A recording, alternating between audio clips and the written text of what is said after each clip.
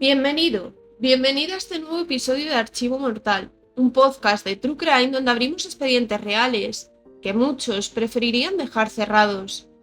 Aquí vas a escuchar historias reales que parecen de película, pero desgraciadamente ocurrieron de verdad. Algunas son conocidas, otras no tanto, pero el punto en común es que todas nos impactan, nos dejan con preguntas y también con la necesidad de no olvidar. Hay cartas que no llevan amor, ni noticias familiares. Cartas que no buscan respuestas, solo atención.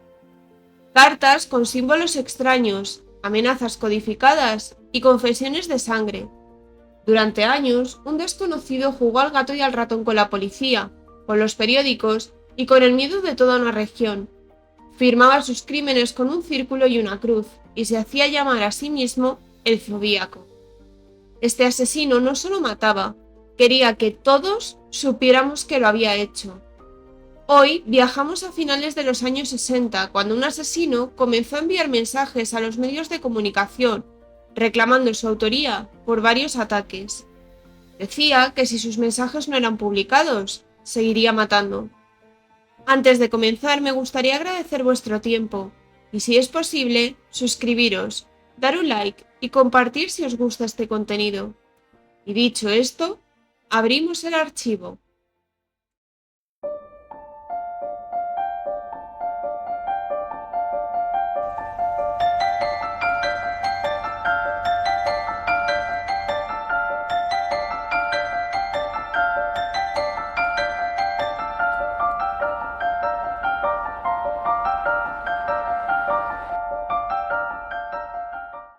Nos trasladamos a la noche del 20 de diciembre de 1968, cuando se cree que tuvo lugar el primer crimen ocasionado por el Zodíaco. Nos situamos en el camino al lago Herman, en los límites de Benicia, en California, cuando dos jóvenes de 16 y 17 años, Betty Lou Jensen y David Arthur Faraday, estaban disfrutando de su primera cita en un mirador. Se cree que mientras se encontraban en el interior del vehículo, una persona que se encontraba en los alrededores disparó al aire. Acto seguido les exigió que salieran del coche, y los jóvenes así lo hicieron. Los expertos opinan que una vez fuera, el hombre ordenó que David se pusiera de rodillas, y cuando lo hizo, este hombre le pegó un disparo detrás de la oreja. En ese momento, la joven Betty Lou echó a correr, y este sujeto, que posteriormente se identificaría como Zodiac o el Zodíaco, desde la distancia de unos 10 metros, apuntó y la disparó en la espalda 5 veces, haciendo una esfera con una gran precisión. Los investigadores pensaron que el asesino podía tener adherida al arma una linterna, ya que, como hemos mencionado, tuvo una gran precisión en los disparos, a pesar de ser de noche, formando una circunferencia que podría ser de la luz que emana la propia linterna. También se pensó que sería una persona con un buen manejo de armas y con experiencia en las mismas. Al rato de ocurrir los asesinatos, una mujer pasó con su coche por la escena de los crímenes y vio de inmediato un coche aparcado y los dos cuerpos de los jóvenes. La mujer no se detuvo, pero condujo hasta la comisaría más próxima para denunciar lo que había visto. La policía se presentó enseguida a la escena del crimen. David, a pesar de lo sufrido, seguía con un hilo de vida, inconsciente, pero desgraciadamente los servicios de emergencia no pudieron salvarle. El joven fallecería en la ambulancia camino del hospital. En la escena no encontraron ninguna prueba más allá de la prueba de balística. Zodiac, aunque todavía no se le conocía como tal, había utilizado una pistola semiautomática del calibre 22 como munición Super X. Nos situamos ahora en el 4 de julio de 1969, con Darlene Elizabeth Ferrin y Michael Renault Megau, de 22 y 19 años. Ella trabajaba en una cafetería y habían quedado en el aparcamiento de su lugar de trabajo cuando terminó su turno. Los jóvenes iban a tener una cita, a pesar de que Darlene estaba casada y tenía una hija de 1 año y medio. Cogieron el coche de Darlene y desde el propio aparcamiento un vehículo comenzó a seguirlos. La pareja condujo por la ciudad de Vallejo, muy próximo al lugar donde ocurrieron los primeros asesinatos, en dirección a Blue Rock Springs. El vehículo que les seguía no paraba de acelerar, y cuando estaba pegado les echaba las largas. Luego reducía la velocidad y así constantemente. Darlene pensó que sería un chico con el que había salido un par de veces.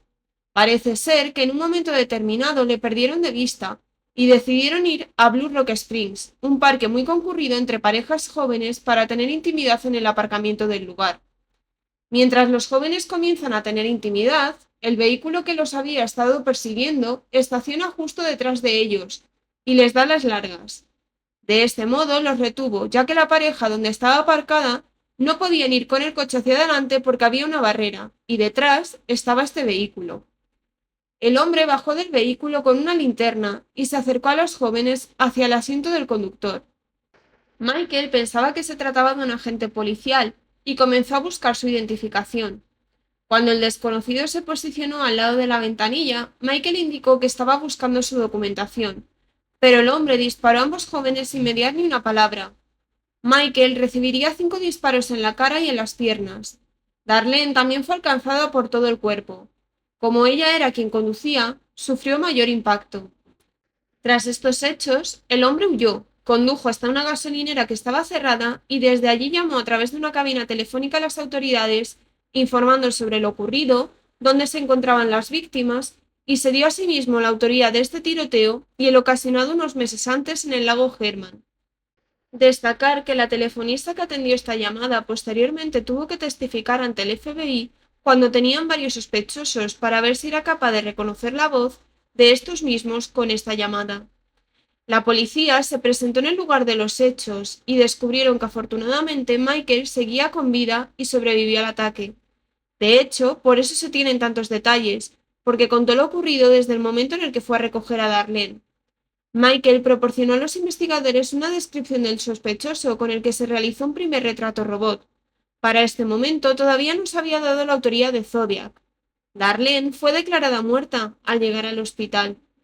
Balística proporcionó nuevos datos, y es que en este caso el sospechoso utilizó una pistola semiautomática para Bell Luger de 9 milímetros. Esto se entendió como que el hombre tenía una colección de armas, conociendo el funcionamiento de todas ellas. Por ello comenzaron a sospechar que igual tenía cierta formación militar. El 1 de agosto de 1969, tan solo unos días después del segundo ataque, Zodiac mandaría sus primeras 3 cartas a 3 periódicos distintos: al Vallejo Times Herald, al San Francisco Chronicle y al San Francisco Examiner. En los escritos daba detalles muy concretos que no se habían hecho públicos, atribuyéndose los crímenes. Firmó las cartas con un símbolo que sería muy característico y que probablemente todos conocemos, que se trata de un círculo con una especie de cruz en su interior. Lo podemos asemejar a la mirilla de un arma. Junto a las cartas envió 3 criptogramas con símbolos alentando a los lectores de los diarios a que los resolvieran. Advirtió a los periódicos que si no publicaban los criptogramas completos en portada, asesinaría a 12 personas más los próximos días. Los periódicos se pusieron en contacto con la policía y decidieron publicar los criptogramas, pero no en las portadas. La policía decidió además que los artículos que se publicaran donde se hablaba de las víctimas hablarían directamente con el autor de los hechos, pidiéndole más información acerca de los crímenes para confirmar que efectivamente se trataba del ejecutor.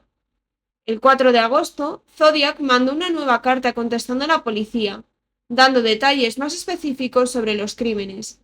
En este escrito sería la primera vez que se autodenominó Zodiac. Parece ser que Zodiac quedó conforme con que los diarios publicaran sus criptogramas, aunque no fuesen portada, porque no se tiene constancia o evidencias de que asesinara a ninguna persona. El 8 de agosto, unos días después de la publicación, Donald y Betty June Harden, un matrimonio, descifró estos criptogramas. Tardaron alrededor de 20 horas en hacerlo. Se pusieron en contacto con la redacción del San Francisco Chronicle, que era donde lo habían visto, y pudieron resolverlo entero a excepción de los últimos 8 símbolos. Esta pareja tenía como hobby descifrar enigmas, criptogramas e incluso tenían libros sobre ello. Lo que decían era: me gusta matar gente, porque es más divertido que matar animales salvajes en el bosque, porque el hombre es el animal más peligroso de todos. Matar es la experiencia más excitante, es aún mejor que acostarse con una chica, y la mejor parte es que cuando muera voy a renacer en el paraíso, y todos a los que he matado serán mis esclavos. No daré mi nombre, porque vosotros trataréis de retrasar o de detener mi recolección de esclavos para mi vida en el más allá. Todo esto apuntaba que el zodíaco se trataba de una persona narcisista con necesidad de atención, sintiéndose a lo mejor superior al resto de personas, con poder de decisión de a quién matar y quiénes serían, según decía, los que serían sus esclavos en el paraíso, siendo egocéntrico y claramente psicópata, ya que no sentía arrepentimiento alguno. Nos situamos ahora en el 29 de septiembre de ese mismo año, 1969. Las víctimas serían Brian Calvin Harnell, de 20 años, y Cecilia Ann Seffar, de 22. Estaban disfrutando de un picnic en el lago Berryessa, ubicado en el condado de Napa, siendo las 6 de la tarde. A lo lejos, en una arboleda, Zodiac observaba a esta pareja, y poco a poco fue acercándose a ellos. Iba vestido con una especie de capucha como de verdugo que le tapaba la zona del pecho con el símbolo de su firma, unas gafas de aviador, unos pantalones y unas botas militares. En esta ocasión iba armado con una pistola automática Colt del calibre 45 y llevaba también un cuchillo de caza. Cuando se fue acercando, la joven se dio cuenta y avisó al hombre, pero nada pudieron hacer, ya que Zodiac estaba muy cerca y les amenazó con la pistola. Les dijo que era un preso fugado y que necesitaba ayuda, que se iba a llevar su coche y necesitaba algo de dinero, pero que no les pretendía hacer nada. Sacó unas cuerdas y obligó a Cecilia a que atara a Brian. Ella no estaba apretando lo suficiente los nudos y Zodiac la apartó para realizarlos él mismo. También ató a la joven. La pareja fue atada de pies y manos, sin posibilidad de defenderse. Procedió entonces a apuñalarlos con el cuchillo y después huyó de la escena del crimen. Ambos seguían con vida, y cuando se marchó gritaron pidiendo auxilio. Un pescador que estaba en la zona oyó los gritos y vio a lo lejos una pareja tirada en el suelo, atada, así que decidió con su barca ir a pedir ayuda al guardaparques. Brian, a su vez, consiguió desatarse, y como pudo, llegó al parking donde había dejado su coche pidiendo ayuda a los guardas, que ya habían sido alertados a su vez por el pescador. Informó de dónde se encontraba Cecilia. En ese momento se llamó a los servicios de emergencia, que cuando llegaron, ambos se encontraban con vida y pudieron describir a su atacante. Tras el ataque, Zodiac pintó en el coche de Brian las fechas de los dos ataques anteriores y del que acababa de cometer. Firmó con su logo. Se desplazó a una cabina telefónica y volvió a llamar a la policía dándose la autoría de este nuevo crimen y repitiendo que era el causante de los otros dos ataques. En el hospital, Cecilia entraría en coma y tristemente fallecería 2 días después del ataque. Brian, afortunadamente, sobrevivió. Nos situamos así en el que se le atribuiría su último crimen, aunque no lo sabemos a ciencia cierta. El 11 de octubre de 1969, sobre las 10:30 de la noche, asesinaría a Paul Lee Stein, de 29 años, taxista. Falleció en su propio taxi en el barrio de Presidio Heights, en San Francisco. Zodiac iba montado en la parte de atrás del vehículo cuando disparó en la cabeza a Paul, falleciendo en el acto. El autor se pasó a la parte delantera, quitó la camisa a Stein para limpiar el salpicadero y pasó su cuerpo ya fallecido al asiento del copiloto, dejando medio cuerpo en el exterior, ya que dejó la puerta abierta. En la calle, 3 adolescentes fueron testigos de absolutamente todo y llamaron a la policía, que se personó enseguida. Al interrogar a los jóvenes, entendieron que el autor era afroamericano, por lo que dieron el aviso por la radio buscando un hombre de estas características. Sin embargo, en todo momento los chicos indicaron que el sospechoso era caucásico. Se organizó una batida de búsqueda preguntando a los transeúntes si habían visto a un hombre afroamericano. Los policías llegaron a preguntar incluso al propio Zodiac, que les indicó que sí que había visto a una persona con esas características, dándoles indicaciones obviamente erróneas. Posteriormente, con la ayuda de los jóvenes, se realizaría un nuevo retrato robot de Zodiac. Este coincidiría con el primer retrato gracias a Michael Renaud Mergau. El 13 de octubre, 2 días después de los hechos, envió otra carta contando que aquella noche se encontró con la policía y le preguntaron, burlándose de la actuación policial y vacilando descaradamente de cómo les mandó hacia una dirección errónea. Este escrito vino acompañado de un trozo de tela estampada en sangre, correspondiente a la camisa de su última víctima, Paul Stein. En la carta también había dibujado y explicado un artefacto explosivo con sensores fotovoltaicos, que posteriormente, siendo estudiado por expertos, lo vieron como algo muy factible para que funcionara. Su intención era utilizarlo en un autobús escolar para que varios niños murieran. Este explosivo se activaría con la falta de luz solar en un momento determinado. Esto sembró el pánico ya que salió en prensa. Zodiac siguió mandando cartas con amenazas de bombas y de asesinatos durante años, algunas acompañadas de crípticos, otras con un número en la parte inferior de la hoja, haciendo alusión al número de víctimas que llevaba acumuladas. Por ejemplo, ponía el número 20 y se suponía que era porque tras de sí había asesinado a 20 personas. Según daba a entender, seguía matando, pero lo simulaba, siendo supuestos accidentes o asesinatos que nada tenían que ver con él. Esto no coincide con el modus operandi de Zodiac, ya que como hemos visto tenía afán de protagonismo, y no alardear de haber asesinado a personas con nombre y apellidos y darse la autoría es extraño. En las cartas, la cifra alcanzó el número 37, es decir, supuestamente 37 fueron sus víctimas mortales, aunque no hay constancia de ello, como hemos dicho. Oficialmente solo hay 5 víctimas mortales que se asocian a Zodiac, porque 2 sobrevivieron. Los últimos códigos encriptados fueron resueltos recientemente, en 2020, por un grupo de programadores informáticos, desarrolladores de software y expertos en códigos matemáticos. Los códigos fueron extraídos de un manual de criptografía destinado al ejército de los años 50.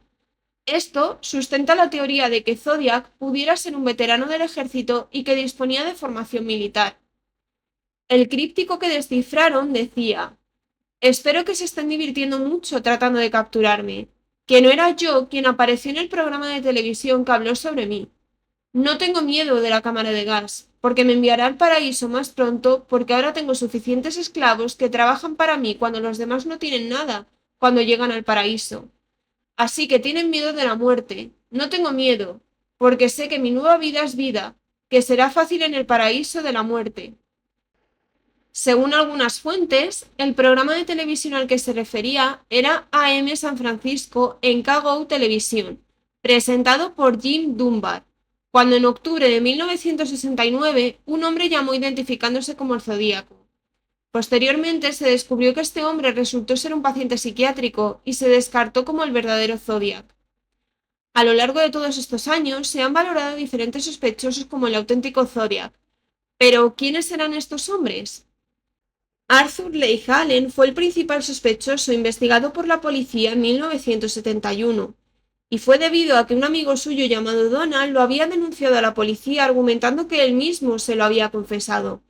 Según el amigo, le indicó que estaba cansado de la vida, de tener malos trabajos, que odiaba a la gente y que quería convertirse en un asesino en serie. Donald dijo que le había enseñado un reloj de la marca Zodiac, con el mismo símbolo que el asesino firmaría sus cartas. También dijo que usaría el nombre de la marca del reloj como alias criminal. Según Donald, se fueron a dar una vuelta al lago Herman y a Blue Rock Springs, los dos primeros lugares donde se tiene constancia de sus primeros asesinatos, y allí le dijo que esperaría a parejas que fueran a darse el lote y les dispararía apuntándoles con una linterna acoplada al arma.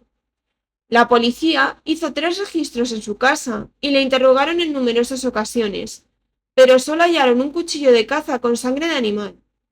Se le hizo también una prueba de caligrafía que no coincidía con la letra de las cartas. Años después descubrieron que Arthur nació siendo zurdo y que de pequeño le corrigieron, como era habitual en la época, para que escribiera con la mano derecha, siendo ambidiestro. Le preguntaron también acerca de un libro que encontraron en su casa llamado El juego más peligroso, de Richard Connell, ya que aparece la cifra de 408 caracteres, al igual que el primer criptograma que mandó Zodiac. Esto fue interesante, ya que Zodiac en sus cartas extraía frases y mencionaba dicho libro, ya que decía que le gustaba mucho. Zodiac pasó 3 años sin enviar ningún escrito, coincidiendo con que Allen había estado detenido en la cárcel acusado de abuso sexual a un menor de 12 años. Tras cumplir su condena, las cartas de Zodiac volvieron a ser regulares. Se analizaron las cabinas de teléfono desde las que Zodiac había llamado a la policía en busca de huellas, pero no coincidían con las de Allen. En 1992, analizaron la saliva de los sellos de las cartas y lo compararon con el ADN de Allen, y tampoco coincidía. Otro sospechoso que se barajó fue Richard Gaikowski, periodista en un periódico clandestino llamado Martinez News Gazette. La redacción se encontraba entre el lago Herman y Blue Rock Springs. Su casa también se encontraba próximo a ambos lugares, donde sucedieron los dos primeros ataques. Michael, el superviviente del segundo crimen, dijo que Darlene mencionó a un tal Richard como el hombre con el que salió, y que pensó que era quien los estaba siguiendo. Si recordáis, hemos hablado que salió un par de veces con un chico, pero no quiso continuar quedando con él. La hermana de Darlene mencionó que Richard era periodista y que lo conoció porque el cuñado de la joven trabajaba en el mismo edificio donde se encontraba la redacción del diario donde trabajaba Richard. Gaikowski trabajó en el periódico Good Times, escribiendo anuncios, principalmente publicitando obras de teatro. Una de ellas fue El Mikado, una obra que Zodiac mencionaba en sus cartas numerosas veces. En el periodo de 3 años que Zodiac no mandó correspondencia a los diarios, coincidió con que Richard fue diagnosticado de una enfermedad mental y fue internado en un hospital psiquiátrico. Cuando el hombre salió de la institución, Zodiac volvió a mandar cartas. En estos escritos, Zodiac hablaba de películas que estaban en cartelera en esos momentos. Curiosamente, Richard, al salir del hospital, empezó a trabajar en un cine. Nancy Slover, la telefonista que atendió la primera llamada de Zodiac, aseguró que la voz de Richard era la misma que la de aquella llamada.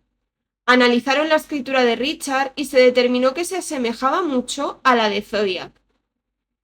En 2014 se reportó que un hombre llamado Louis Joseph Myers se había dado la autoría de que era Zodiac en el año 2001. Pidió a su amigo Randy Kenney, a quien supuestamente se lo confesó, que no fuera a la policía hasta que muriese, ya que se había enterado de que tenía cirrosis. Louis falleció en 2002. No sabemos por qué motivo Randy tardó 12 años más en acudir a la policía. Myers acudió al instituto con David Faraday y Betty Lou Jensen, las dos primeras víctimas de Zodiac. Trabajó también en la misma cafetería que Darlene Ferrin, la tercera víctima de Zodiac. Esto hace que 3 de las 5 víctimas mortales de Zodiac las conociese. Louis era militar y estuvo destinado en el extranjero entre 1971 y 1973, coincidiendo con los años que Zodiac no mandaría ningún escrito. Según el testimonio de Randy, Myers le había confesado que empezó a matar parejas tras haber cortado con la que era su novia. El último sospechoso de la lista, y no por ello menos importante, es Gary Francis Post. En 2021, un grupo de unos 40 expertos criminalistas, detectives retirados, psicólogos forenses y periodistas de sucesos, que habían creado un grupo independiente denominado The Case Breakers para intentar resolver casos fríos, apuntaba que, tras una investigación de 3 años, había identificado a Gary Francis Post, fallecido en 2018, como el asesino del Zodíaco. En una de las cartas que Zodiac había mandado a las redacciones, se había escrito el nombre de Gary, pero se había tachado. Gary era un veterano de la Fuerza Aérea de los Estados Unidos y poseía una gran colección de armas. Reunió a un grupo de hombres a los que enseñaba a comportarse como hombres, cazando y torturando animales y disparando armas de fuego. Con el tiempo fue regalando sus armas a amigos y conocidos. Se está investigando los casquillos usados que Gary guardaba en su sótano para ver si pudiera haber alguna coincidencia con los casquillos encontrados en las escenas de los crímenes. También la huella de una bota en una de las escenas del crimen coincide con un tipo de bota militar que Gary tenía en su poder y además el número de pie coincidía. El FBI ya había estado investigando la relación de Post con el Zodíaco en 2016, antes que The Case Breakers informara sobre sus hallazgos. El grupo afirmó que tenían un informante del FBI que había analizado el ADN de Pose con el hallado en las cartas escritas por Zodiac y que había una coincidencia. Sin embargo, el FBI a día de hoy no se ha pronunciado, ni para desmentir la información, ni para afirmar que efectivamente Gary Francis Pose es el autor de los hechos. El asesino del Zodíaco desapareció tal como llegó, dejando atrás un rastro de miedo, tinta y muerte. Durante décadas, la policía, periodistas, criptógrafos e incluso simples aficionados han intentado descifrar sus códigos, reconstruir sus pasos y ponerle un rostro. Y aunque algunas teorías apuntan a nombres concretos, a día de hoy no tenemos una certeza de quién se escondía tras la autoría de estos crímenes. ¿Quién fue realmente el Zodíaco? ¿Un asesino brillante o un oportunista con ansias de protagonismo? A día de hoy, el caso sigue oficialmente abierto. Gracias por escuchar Archivo Mortal, un canal donde recordamos a las víctimas y donde no nos olvidamos de lo que muchos preferirían callar. Si este caso te ha impactado, te invito a seguir el canal, compartir este episodio y dejar tu opinión, siempre desde el respeto, por supuesto. Me ayuda muchísimo a seguir investigando y dándole voz a otras historias. Nos escuchamos muy pronto con el siguiente caso.